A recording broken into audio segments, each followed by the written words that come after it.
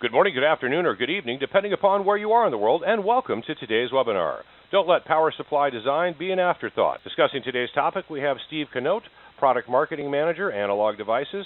Steve Canote is a Product Marketing Manager in Analog Devices Power by Linear Products Group, responsible for PMICs, low dropout regulators, or LDOs, battery chargers, charge pumps, supercapacitor chargers, and other devices. It's with great pleasure I now turn this special session over to Steve to begin. Steve, take it away. Thanks, Chris. It's good to be here.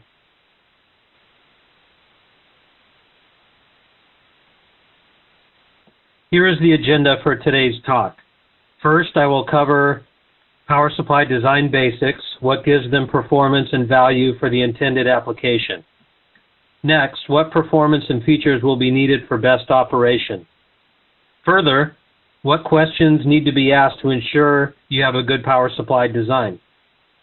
Finally, I will cover some ready-to-go solutions from ADI that are available to simplify the power supply designer's task.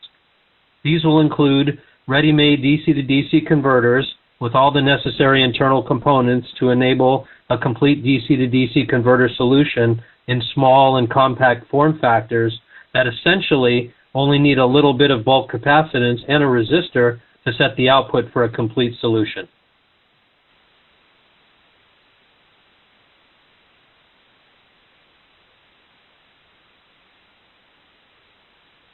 In this slide, I've provided a list of parameters that can add value to a power supply design. I will touch on a few of the more significant ones. Efficiency. This is the conversion efficiency of the supply itself.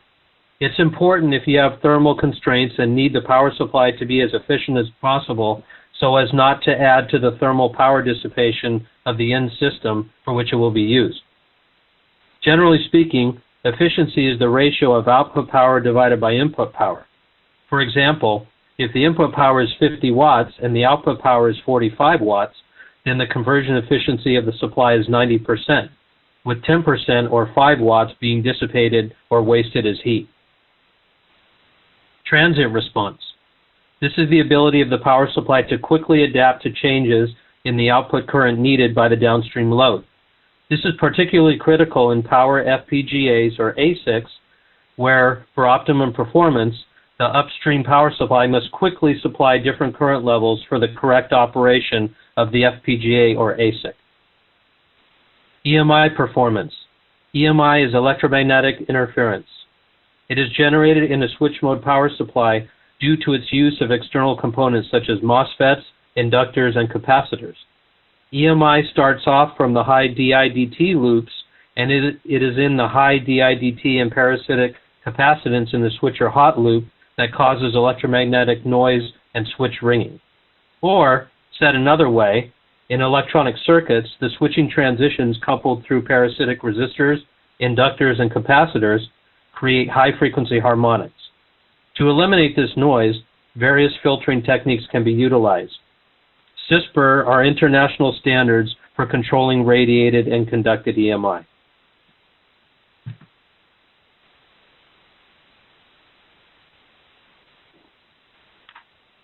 As mentioned prior, the efficiency of a power supply is measured by dividing the output power by the input power. As you can see from this slide, we are showing the different efficiency curves for a fixed 5-volt output with 3 different input voltages of 12 volts, 24 volts, and 36 volts.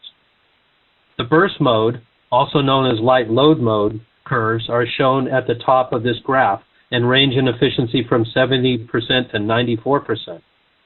The lower curves in the far right of the graph are the forced continuous mode and only give good conversion efficiency when delivering close to the maximum output current from the circuit.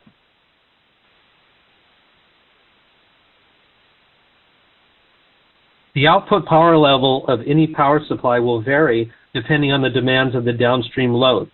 In some cases, the input power supply might be a battery. If so, then it is best to have the power conversion circuit that is efficient as possible. The reason is apparent. The more efficient the power conversion circuit is, the lower the downstream load can remain in operation and the longer the battery life will be before it needs to be recharged or replaced. The curves at the bottom of the schematic illustrate the level of the supply current, which affects power consumption, and the conversion efficiency of the circuit, which affects battery life.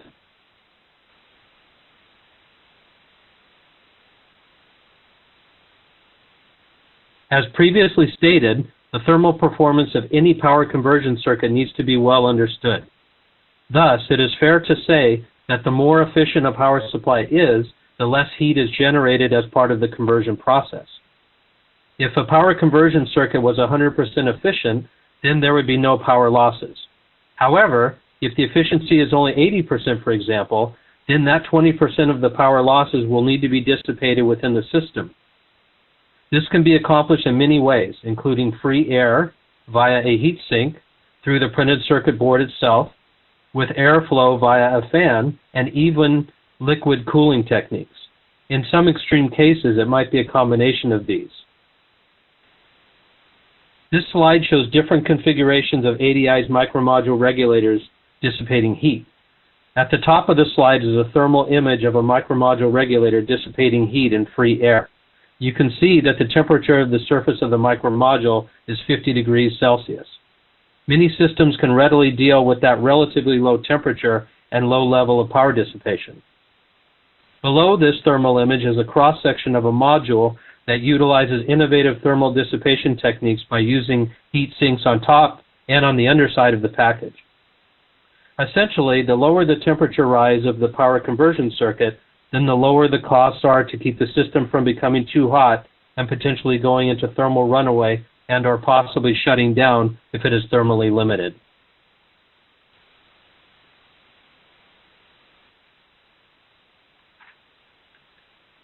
The graphic in this slide shows what happens to the output voltage from the power supply if there is a sudden change in how much current is needed by the load.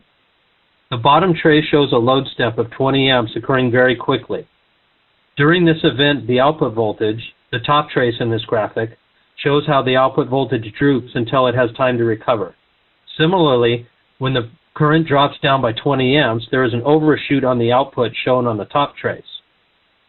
By designing the power supply to handle these types of transient events in an optimal manner, it is possible to lower the amount of output capacitance needed, which in turn uses less board space and reduces overall cost.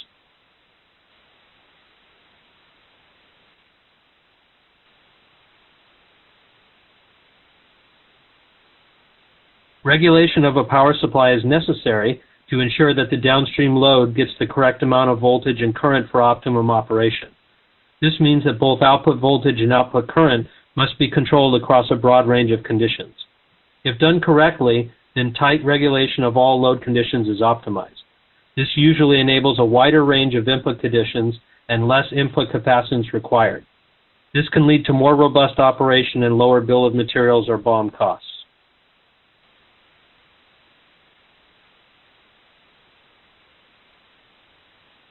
Packaging innovation can lead to smaller solutions and potentially lower costs.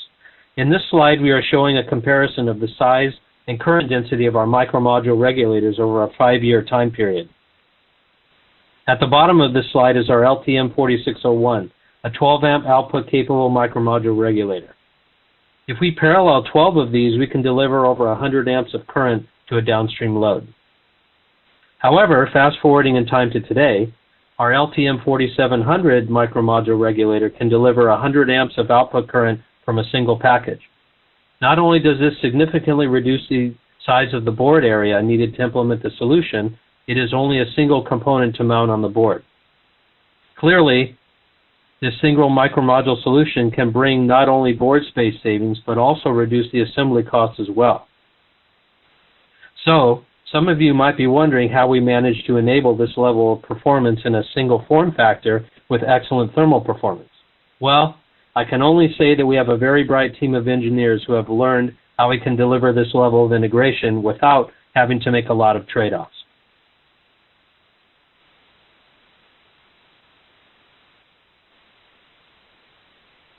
Now, let's check out the LT8614, a step-down regulator that incorporates silent switcher capability. On the right side of this slide, the LT8614 reduces the parasitic inductance by using copper pillar flip chip packaging, in addition to splitting the current into 2 lower power canceling hot loops. Looking at the drawing, you can see the lead frame with its copper pillars instead of bond wires. And there are opposing VN and ground input caps to enable magnetic field cancellation. Note the physics right-hand rule applies to lower EMI emissions. The green circular loop and blue circular loop show how these fields cancel each other out. On the left side of this slide, you can see how the opposing magnetic field from the hot loops cancel each other out. The electric loop sees no net magnetic field.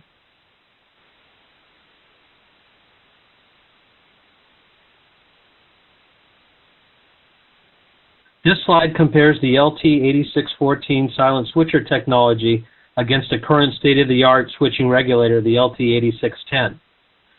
The test was performed in a GTIM cell using the same load, input voltage, and the same inductor on the standard demo boards for both parts. One can see that up to a 20 dB improvement is made using the LT8614 silent switcher technology compared to the already very good EMI performance of the LT8610, especially in the more difficult to manage higher frequency area.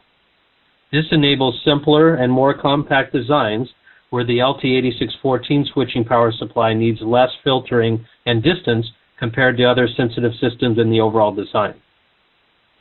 The CISPR radiated EMI performance curves on the left side of this slide illustrate how the LT8614 easily passes the CISPR radiated emissions test with Class 5 peak limits.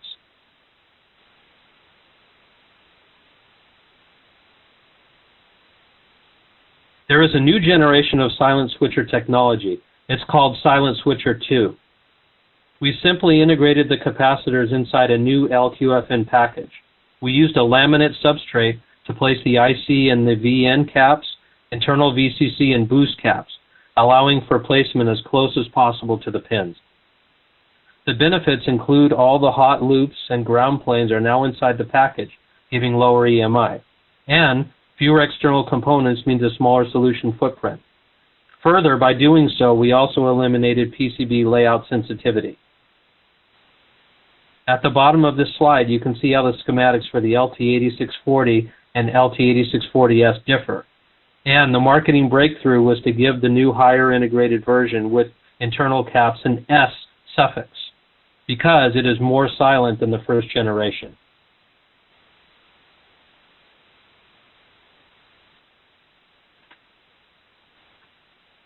So here in this slide, you can see under the hood, so to speak. You can see the laminate with the die and caps mounted onto it. This ensures the high DITT stays inside the package.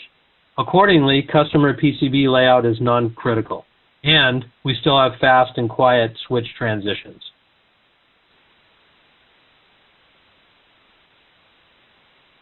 A little more about the LQFN package. With more copper pillars in its construction, we get better thermal performance. The large multiple ground exposed pads on the LQFN flip chip package facilitates pulling heat out of the package and into the PCB. We also get higher conversion efficiency since we have eliminated the high resistance bond wires.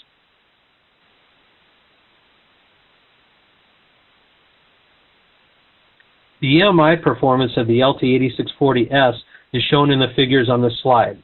On both charts, the red line represents the radiated EMI performance CISPR 25 Class 5 peak limits.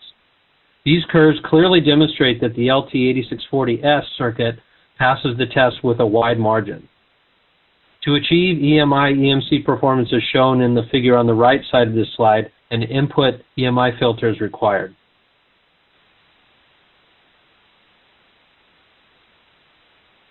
It is clear that silent switchers allow us to break the trade-off between EMI and efficiency and have both. That is, ultra-low EMI emissions and high efficiency conversion at high switching frequencies.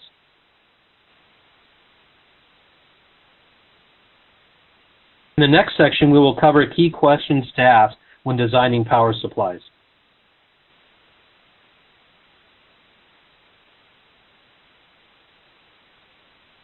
Analog ICs are the interface between sensors and the digital world.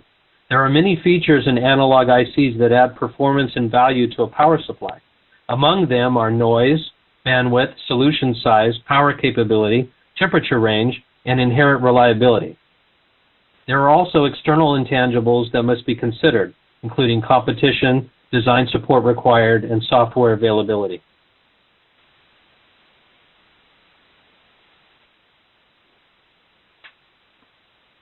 There are basic questions to ask yourself when defining your power supply.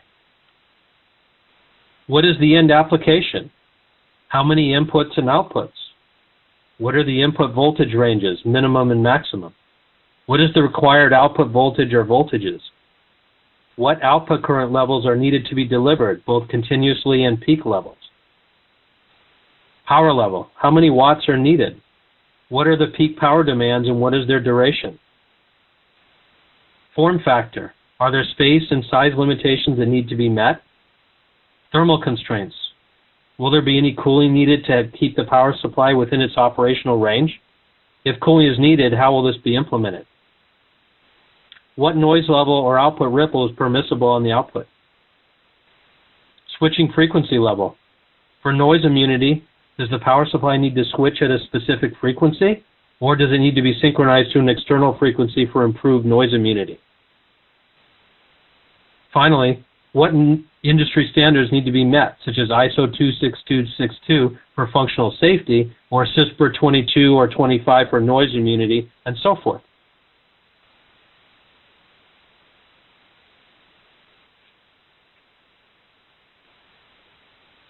For a deeper dive, there are also more intermediate questions to ask yourself when defining your power supply, most of which have been covered prior in the values section.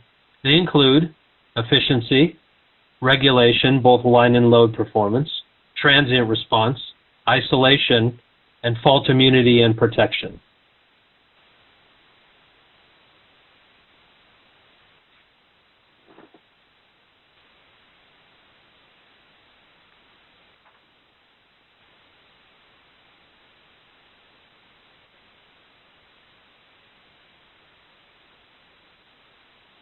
Another consideration is topology, controllers, and monolithics. These apply to all forms of switching regulators and low dropout linear regulators. For a 10,000-foot definition, the basic difference is controllers have their switching FETs externally, while for monolithics, these are integrated.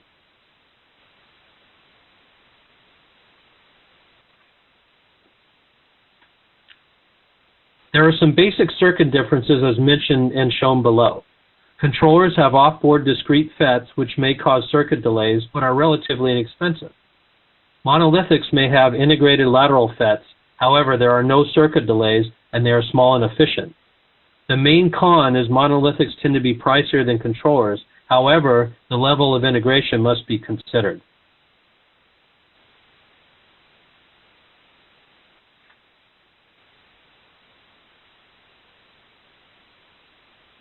Here is a summary of the pros and cons of controllers versus monolithics.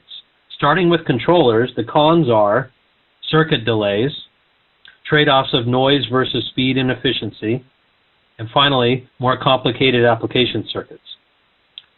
The main advantages of controllers are external FETs tend to be inexpensive, lower cost at higher output currents, higher power, higher efficiency in some cases.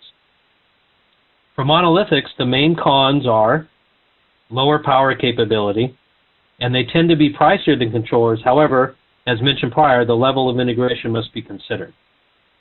The main advantages of monolithics are no circuit delays, small and efficient, and finally, simpler application circuit.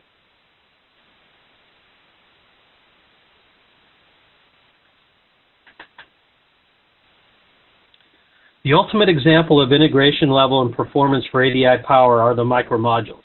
See in this graphic how a complicated, large application circuit may be elegantly exchanged with a small, compact, highly integrated, high-performance micromodule. Essentially, one only needs a little bit of bulk capacitance and a resistor to set the output for a complete solution.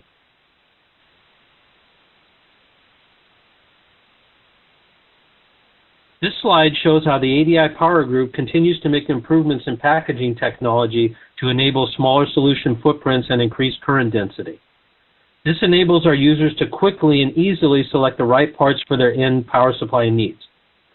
On the far left is our LT8610, a 2.5 amp 42 volt input voltage capable monolithic synchronous buck converter and a 16-lead MSOP package using a lead frame and bond wire construction.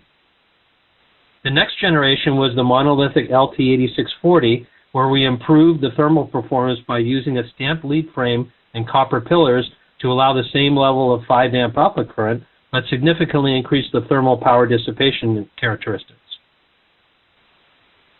As a follow-on, we have the monolithic silent switcher LT8640S, whereby we utilize a BT laminate land grid array packaging technique, allowing us to get 6 amps of output current and put several of the external capacitors inside the package as well. Hence, this resulted in a simpler schematic and a smaller footprint with more output current.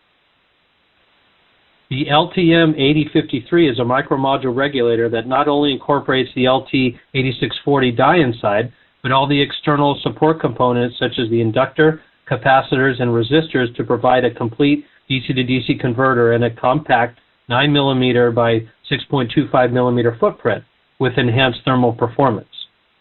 Thus, this gives the power supply designer 4 possible options to build a converter solution depending on what the specific design constraints might be.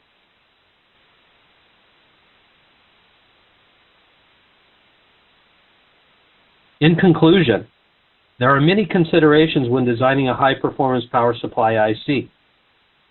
High-performance analog power ICs from analog devices have a variety of benefits for the circuit designer, including compact footprints, high efficiency, great thermal performance, and low EMI with silent switcher technology.